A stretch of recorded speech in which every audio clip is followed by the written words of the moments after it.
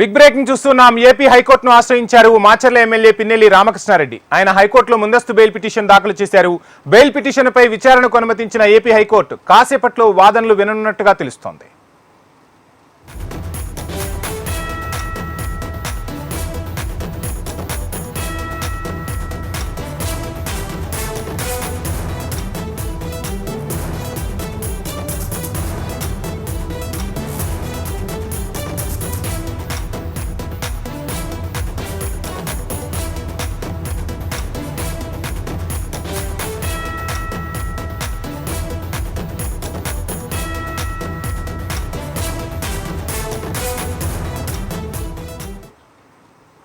ఆంధ్రప్రదేశ్ హైకోర్టును ఆశ్రయించారు మాచర్ల ఎమ్మెల్యే పిన్నెల్లి రామకృష్ణారెడ్డి. ఆయన హైకోర్టులో ముందస్తు బెయిల్ పిటిషన్ దాఖలు చేసినట్టుగా తెలుస్తుంది. ఇక ముందస్తు బెయిల్ పిటిషన్ కు సంబంధించి ఓవరాల్ డీటెయిల్స్ మా ప్రతినిధి కాంతి అందిస్తారు.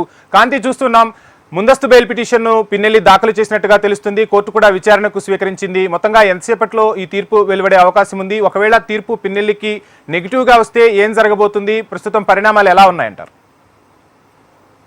యావంశీ, ఆంధ్రప్రదేశ్ లో పోలింగ్ రోజు జరిగినటువంటి విధ్వంసం పైన పిన్నెల్లి రామకృష్ణారెడ్డి పైన పోలీసులు ఇప్పటికే కేసు నమోదు చేశారు. అయితే ప్రస్తుతం ఆయన కోసం గాలింపు చర్యలు అయితే కొనసాగుతూ ఉన్నాయి. పోలీసులు ఎక్కడికక్కడ ఏవైతే టీమ్స్ గా విడిపోయి ఆయన కోసం సర్చ్ ఆపరేషన్ అయితే కొనసాగిస్తున్నారు. అయితే ఈ నేపథ్యంలో హైకోర్టును పిన్నెల్లి రామకృష్ణారెడ్డి ఆశ్రయించారు.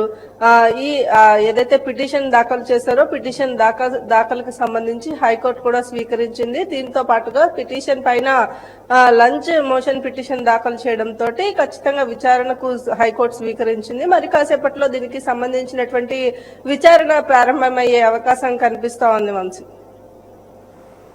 కాంతి, కోర్టు వద్ద పరిస్థితి ఎలా ఉంది? పోలీసులు ఏమైనా పహారాన్ని పెంచారా? అదేవిధంగా పల్నాడు నియోజకవర్గంపై కూడా ఒక దేశవ్యాప్తంగా చర్చ జరుగుతుంది. ఏ క్షణమైనా ఏమైనా జరగవచ్చని చెప్పి ఇంటెలిజెన్స్ రిపోర్ట్ ఉన్న నేపథ్యంలో, అదే నేపథ్యంలో ఒకసారిగా పిన్నెల్లి హైకోర్టును ఆశ్రయిస్తున్నారు. ఈ నేపథ్యంలో అటు పల్నాడులోనూ ఇటు హైకోర్టు దగ్గర భద్రతను ఏమైనా పెంచే చర్యలు తీసుకుంటున్నారా? హైకోర్టును ఆశ్రయించిన తర్వాత ఈ భద్రతకి సంబంధించి ఆల్రెడీ ఎప్పుడైతే పల్నాడులో అల్లర్లు జరుగుతున్నాయో అప్పటి నుంచి కూడా ఒక ప్రత్యేక ఫోర్స్ ను అయితే ఎక్స్ట్రా ఫోర్స్ ని అక్కడ పెట్టడం జరిగింది. ఈ నేపథ్యంలో అయినప్పటికీ కూడా రోజుకొక విధంగా గొడవలు జరుగుతున్న నేపథ్యంలో ఇంటెలిజెన్స్ నుంచి ఇంకా కూడా విధ్వంసం జరిగే ఉన్న నేపథ్యంలో పోలీసులు భద్రతను పెంచడంతో పాటుగా కౌంటింగ్ సంబంధించినటువంటి విషయాలను పరిశీలనకి కూడా ముందస్తు భద్రతా చర్యలను అయితే తీసుకోవాలని ఈసీ ఆదేశాలతోటి పోలీసులు స్పెషల్ ప్రొటెక్షన్ ని అరేంజ్ చేయడం జరిగింది. అయితే హైకోర్టు వద్ద కూడా ఎక్కడైతే ఈ పిన్నెల్లి రామకృష్ణారెడ్డికి సంబంధించినటువంటి అలాగే ఈ పిటిషన్ దాఖలు అయిందో అప్పటి నుంచి కూడా కొంత భద్రత పెంచారని చెప్పుకోవాలి. అయితే నేపథ్యంలో రెండు చోట్ల కూడా అంటే ఒకవేళ కనుక పిటిషన్ ని తిరస్కరించినట్లయితే ఖచ్చితంగా అరెస్ట్ చేయాల్సి ఉంటుంది. ఆల్రెడీ ఇప్పటికే లుకౌట్ నోటీసులు కూడా ఇచ్చి ఉన్న నేపథ్యంలో దేశం విడిచి పారిపోతారు అనే ముందస్తు సమాచారం నేపథ్యంలోనే లుకౌట్ నోటీసులు కూడా జారీ చేయడం జరిగింది. ఈ నేపథ్యంలో హైకోర్టుని పిన్నెల్లి ఆశ్రయించడం తోటి మరి కాసేపట్లో ఈ విచారణ అనేది ప్రారంభమవుతుంది. ప్రస్తుతం అయితే మాత్రం అందరూ కూడా కోర్టు ఇచ్చే తీర్పుకి సంబంధించి ఉత్కంఠగా ఎదురు చూస్తున్నారని చెప్పుకోవాలి. వంశీ, కాంతి, చూసాం అటు ఒకవైపు దేశవ్యాప్తంగా కూడా జరిగిన ఘటనపై పెద్ద ఎత్తున చర్చ జరుగుతుంది. ఈ నేపథ్యంలోనే ఘటనను సీరియస్ గా తీసుకున్న ఈసీ ఆ రోజు అక్కడ పోలింగ్ బూత్ లో ఉన్న అధికారులపై కూడా వేటు వేసేందుకు సిద్ధమవుతున్నట్టుగా తెలుస్తుంది. మొత్తంగా ఏం జరగబోతుంది? ఈ ఘటనకు సంబంధించి దేశవ్యాప్తంగా చర్చ జరుగుతున్న నేపథ్యంలో కౌంటింగ్ రోజు మరింత విధ్వంసం జరుగుతుందని చెప్పి ఒక పక్క ఇంటెలిజెన్స్ కూడా చెప్తుంది. ఈ నేపథ్యంలో భద్రతను ఏ విధంగా పెంచబోతున్నారు? ఈవీఎం మెషిన్స్ కి సంబంధించి, కౌంటింగ్ కి సంబంధించి ఏర్పాట్లపై ఈసీ ఏ విధంగా సమీక్ష చేయబోతోంది?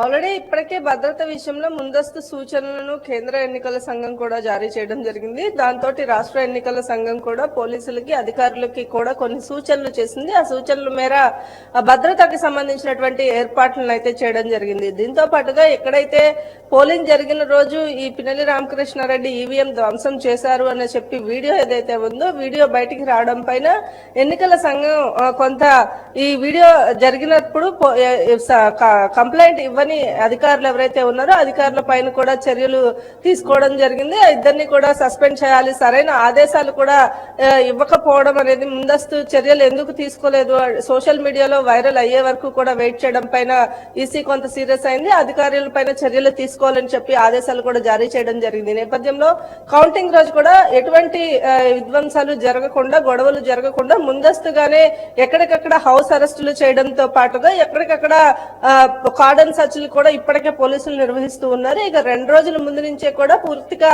కేంద్ర బలగాలను మోహరింపు చేసే అవకాశం కూడా కనిపిస్తోంది వంశీ. రైట్, హైకోర్టును ఆశ్రయించారు పిన్నెల్లి. ఎంతసేపట్లో విచారణ జరిగే అవకాశం ఉంది? కోర్టు వద్దకు ఎవరైనా చేరుకుంటున్నారా? ప్రస్తుతం కోర్టు వద్ద పరిస్థితి ఏంటి కాంతి? హైకోర్టు లంచ్ మోషన్ పిటిషన్ వేయడం జరిగింది. లంచ్ మోషన్ పిటిషన్ ను ఆల్రెడీ బెంచ్ మీదకు స్వీకరించిన కోర్టు దీనికి సంబంధించిన విచారణ మరి కాసేపట్లో ప్రారంభమయ్యే అవకాశం ఉంది. లంచ్ మోషన్ పిటిషన్ వేసిన తర్వాత బెంచ్ మీదకి తీసుకుంటారా లేదా అనే ఒక అంశం అయితే తెరపైకి వచ్చింది. అయితే ఆల్రెడీ లుకౌట్ నోటీసులు ఇచ్చిన నేపథ్యంలో దీనికి సంబంధించినటువంటి బెంచ్ మీదకి తీసుకుంటారా లేదా అనే కొంత టెన్షన్ ఉన్నప్పటికీ బెంచ్ పైకి స్వీకరించారు. అయితే మరి కాసేపట్లో దీనికి సంబంధించినటువంటి విచారణ ఏదైతే ఉందో అది ప్రారంభమయ్యే అవకాశం ఉంది వంశీ. ఖచ్చితంగా ఈసీ అయితే ఖచ్చితంగా యాక్షన్ తీసుకోవాల్సిన సమయమని చెప్తూ ఉన్నారు రాజకీయ విశ్లేషకులు కూడా. ఒక రకంగా దేశవ్యాప్తంగా ఈ ఘటన చర్చనీయాంశమైంది. ఈసీ వెబ్ కాస్టింగ్ అనేది ఎలా పరిశీలిస్తుంది ఏంటి అనేది సామాన్యుల నుంచి మేధావుల వరకు అందరినీ ఆలోచనకు గురిచేసింది. ఈ నేపథ్యంలో బెయిల్ కోసం పిన్నెల్లి ట్రై చేస్తుంటే ఈసీ వ్యూహాలు ఎలా ఉండబోతున్నాయి? ఈసీ ఖచ్చితంగా అరెస్టు చేయాలి, ఖచ్చితంగా అంటే ప్రజాస్వామ్యంపై ప్రజలకు నమ్మకం కలిగించాలి అనే దిశగా ఈసీ కూడా అడుగులు వేస్తున్నట్టు తెలుస్తుంది. అసలు ఏం జరగబోతుంది? ఈసీ ఆల్రెడీ కట్టుదిట్టమైన ఆదేశాలను అయితే ఇప్పటికే జారీ చేయడం జరిగింది. దీనికి సంబంధించి అంటే ఇప్పటివరకు ప్రజాస్వామ్యంలో ఇటువంటి ఘటనలు పునరావృతం కాకుండా ఉండేలాగా చర్యలు తీసుకోవాలని చెప్పి ఈసీ కూడా ఆదేశాలు జారీ చేసింది. ఏదైతే ఎన్నికల సంఘం ఇచ్చిన ఆదేశాలను హైకోర్టు ఎలా స్వీకరిస్తుంది, హైకోర్టులో పిటిషన్ ఏదైతే వేశారో ఆ పిటిషన్ కి సంబంధించి అంటే కొంత వైసీపీ వాదన ఈసీ ఈ బయటకు ఈ ఏదైతే వీడియో ఉందో వీడియో ఇచ్చింది అనే దానికి క్లారిటీని ఈసీ ముఖేష్ కుమార్ మీనా ఇవ్వడం జరిగింది. ఈసీ నుంచి ఎక్కడా కూడా బయటకు వెళ్ళలేదు. కొంత సోషల్ మీడియాలో ఎవరి ద్వారా వెళ్ళిందో తెలియదు, ఆ షేరింగ్ లో బయటకు వచ్చింది తప్ప ఎవరి ద్వారా వెళ్ళలేదు అని చెప్తున్నారు. ఈ నేపథ్యంలో దీని వీడియోకి సంబంధించి బయటకు వచ్చిన తర్వాత చర్యలు ఎలా ఉండాలి, ఖచ్చితంగా ఈ ఏదైతే ఘటన జరిగిందో దాంట్లో ఉన్నటువంటి చిప్స్ ఏవైతే ఉన్నాయో ఆ చిప్స్ ఎక్కడ డ్యామేజ్ కాలేదు కాబట్టి దీనికి సంబంధించి మళ్ళీ రీకౌంటింగ్ పెట్టే అవకాశం కాలేదు. ఒకవేళ అవి డ్యామేజ్ అయినట్లయితే మళ్ళీ కూడా రీకౌంటింగ్ పెట్టాల్సిన అవసరం ఉంటుంది. కాబట్టి ప్రజాధనాన్ని సద్వినియోగం చేసుకోవాలి కానీ దుర్వినియోగం చేసే పనులు ఒక ఎమ్మెల్యే అయి ఉండి చేయడం కరెక్ట్ కాదు అని చెప్పి కూడా ఈసీ చెప్పడం జరిగింది. ఈ నేపథ్యంలో సంబంధించినటువంటి ఉత్కంఠ అనేది మరి కాసేపట్లో హైకోర్టు ఎటువంటి నిర్ణయం తీసుకుంటుంది, ముందస్తు బెయిల్ ఇస్తుందా లేదా అనేది అయితే వేచి చూడాల్సిన పరిస్థితి ఉంది వంశీ. Thank you Kanthi.